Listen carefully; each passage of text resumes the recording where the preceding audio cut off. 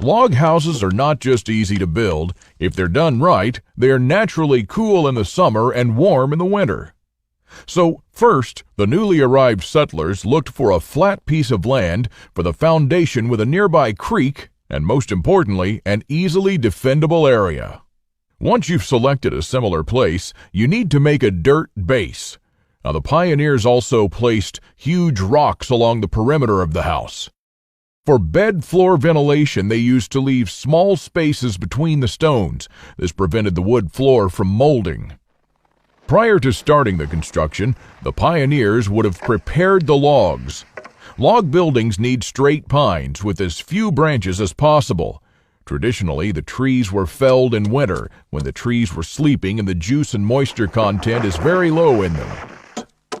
They chopped perpendicular traverses with a normal axe and then cut the thick pieces up horizontally on each side. Then the leftover pieces were chopped with a broad axe. To ensure even drying, bark was cut off with a draw knife. The pioneers used a corner notch to join the logs together. They stuffed the spaces with oakum, wool, or moss, depending on what was available at the time. The corner notch was carved with an axe. 1 square of the log's thickness, deep and a ½ inch on both sides. The upper log was then carved to match the lower log and put into place. More moss was added above the log, and after they placed the second log, any excess moss was cut off. To strengthen the walls, logs are fastened together with dowels. When the dowels are hit, you need to be sure to leave a gap at the bottom so the pegs won't carry the weight when the logs sink.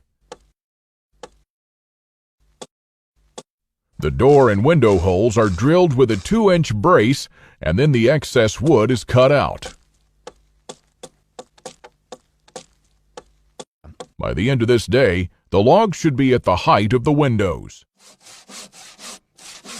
You will then have to cut off the logs where the windows will be. When you put the shaft in place, you must first stuff it with moss or wool, because later you won't have access to this area.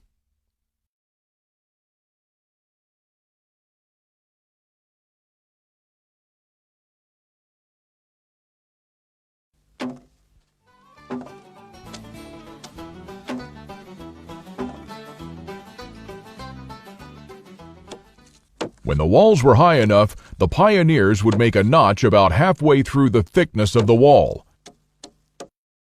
This is where the timber beam would be placed. Traditionally, logs were lifted using ramps and ropes. Logs were then placed on both sides above the ceiling, and then the excess wood was cut off using a triangular frame. 3 girders were then placed across both sides of the roof to sustain the roof. Beam-like roof trusses were supported by ridge beams, sidewalls, and 2 ceiling joists. Thinner supporting beams were placed sideways, and this is how the project should look at this stage. A normal shingle roof is thoroughly 3-fold.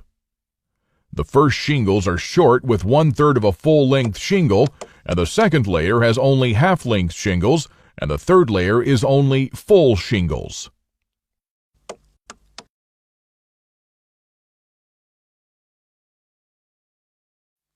Four logs are fixed on the ground to sustain the floor. The space between them is filled with dirt, but the center is left empty to be used as a small root cellar. This is where most of the food supplies will be stored. The floor will have a trap door so it can be easily accessed. Wood boards are then arranged on the floor. They often added sawdust for better insulation. The ceiling was built using 2 layers of boards. Please click the link below to find out more survival secrets that we lost to history.